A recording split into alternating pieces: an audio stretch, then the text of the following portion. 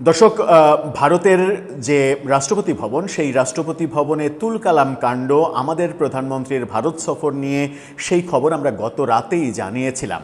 গত রাতে এই খবর নিয়ে আলোচনা যখন করেছিলাম এবং আমাদের প্রধানমন্ত্রীর ভারত সফর নিয়ে একেবারে নিশ্চিত করেই সন্দেহ তৈরি হয়েছে, যখন রয়টার্স সহ বিভিন্ন গণমাধ্যম নিশ্চিত করছে, ঢাকার ভাষ্য হচ্ছে ভারতের উত্তর, বাংলাদেশের দেয়া শর্তের প্রেক্ষিতে ভারতের উত্তর না দেয়া পর্যন্ত, না পাওয়া পর্যন্ত প্রধানমন্ত্রী তারেক রহমান ভারত সফর করবেন না। এরকম জটিলতা যখন তৈরি হয়েছে, জটিলতা যখন চলছে, তখন ভারতের পররাষ্ট্র মন্ত্রণালয় রীতিমতো ঝাঁঝালো কথা বলল এই প্রথমবারের মতো। কিন্তু ইস্যুটা আমাদের প্রধানমন্ত্রীর ভারত সফর নয়, ইস্যুটা হচ্ছে সাম্প্রতিক সময়ে আমরা যে সৌদি সামরিক জোটে যোগ দিয়েছি সেটাকে কেন্দ্র করে, এবং সেটাকে ভারত খারাপ দৃষ্টিতে দেখছে, নেগেটিভ দৃষ্টিতে দেখছে।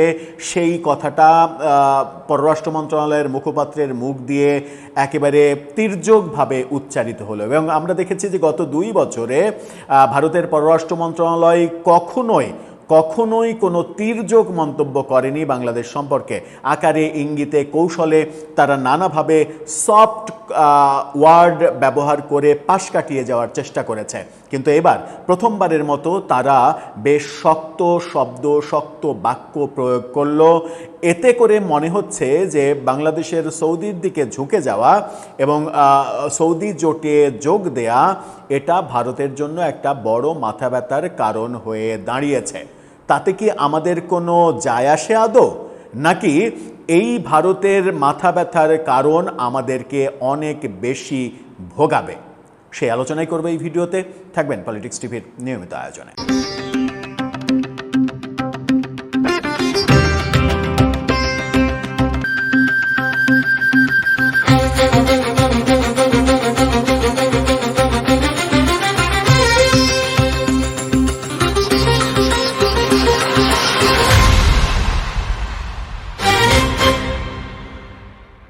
দর্শক, বলছিলাম ভারতের পররাষ্ট্র মন্ত্রণালয়ের কথা।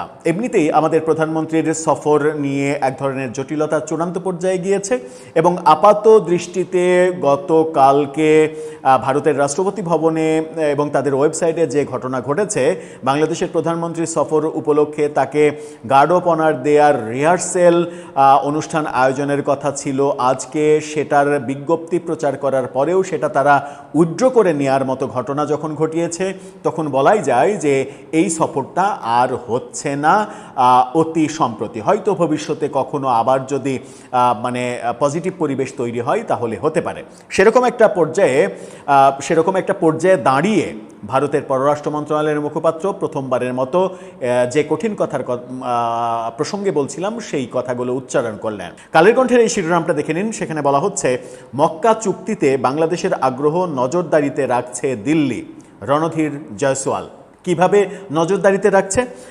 পাকিস্তান, সৌদি আরব ও তুরস্কের মধ্যে সম্প্রতি স্বাক্ষরিত মক্কা প্রতিরক্ষা চুক্তিতে বাংলাদেশের যোগদানের আগ্রহ প্রকাশের বিষয়টি নয়াদিল্লি অত্যন্ত নিবিড়ভাবে পর্যবেক্ষণ করছে বলে জানিয়েছে ভারতের পররাষ্ট্র মন্ত্রণালয়ের মুখপাত্র রণধীর জয়সওয়াল।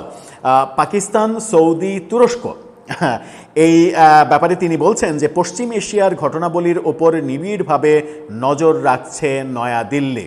অর্থাৎ ব্যাপারটা তারা পজিটিভলি দেখছে না।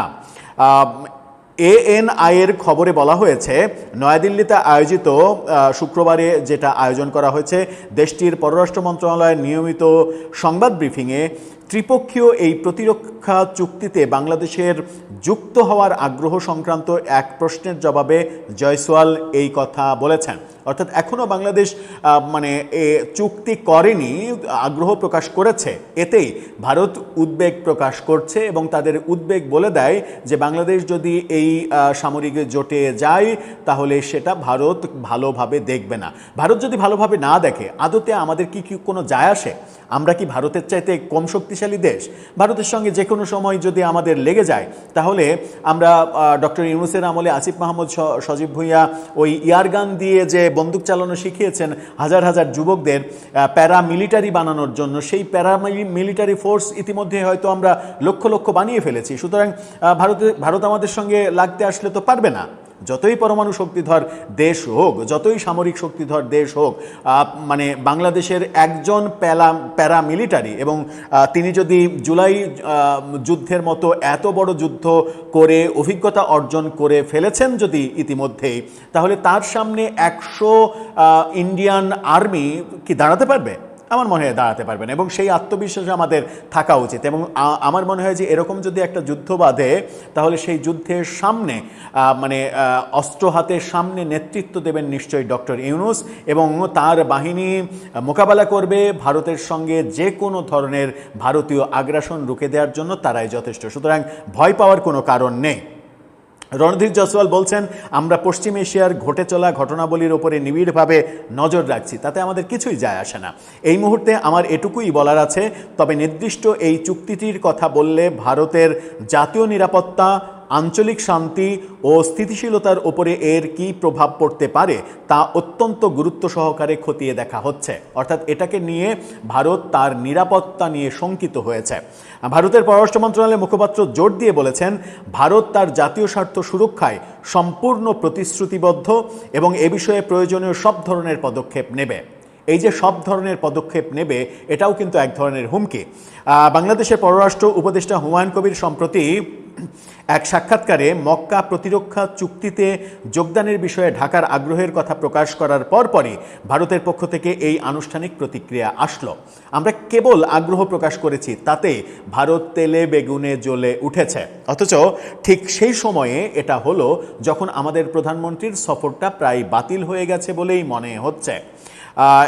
একই ব্রিফিংয়ে বাংলাদেশের প্রধানমন্ত্রী তারেক রহমানের প্রস্তাবিত ভারত সফর নিয়ে পৃথক এক প্রশ্নের জবাবে তিনি জানান, এই মুহূর্তে এ বিষয়ে নতুন কোনো তথ্য দেওয়ার মতো নেই।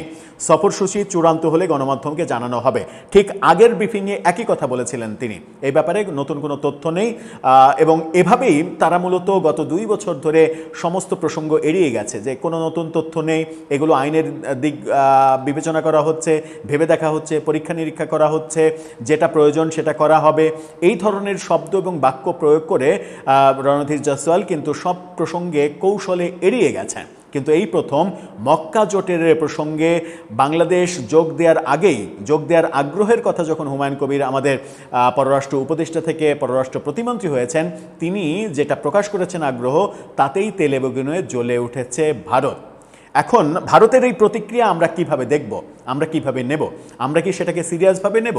আমরা কি মনে করব যে ভারত এটা হুমকি দিল, তার হুমকির পরিপ্রেক্ষিতে আমরা কি যুদ্ধের প্রস্তুতি নেব? এবং সেই ক্ষেত্রে কি ডক্টর ইউনূসকে আমরা প্রস্তুত থাকতে বলবো যে আপনি আপনার সৈন্য সামন্ত নিয়ে প্যারামিলিটারি যাদেরকে তৈরি করেছেন তাদের নিয়ে রেডি থাকুন? নাকি কোনো ধরনের কোনো উত্তেজনাকর পরিস্থিতি আমরা চাইব না? আমরা চাইব সমঝোতা, সমাধান, আলোচনা, পারস্পরিক বন্ধুত্ব, এবং একটা কথা আমরা ভুলে যাব না, সেটা হচ্ছে যে আত্মীয় বদলানো যায় কিন্তু প্রতিবেশী বদলানো যায় না। প্রতিবেশী ইচ্ছা করলে আমরা বদলাতে পারবো না। প্রতিবেশীকে মানে এটা চিরন্তন সত্য, সে তার জায়গায় থাকবে। সুতরাং সে তার জায়গায় থাকবে, এই চিরন্তন সত্যকে মাথায় রেখেই আমাকে কূটনৈতিক সিদ্ধান্তগুলো নিতে হবে। দর্শক, আপনার ভাবনা কি এ ব্যাপারে জানিয়ে লিখতে পারেন আমাদের কমেন্ট বক্সে।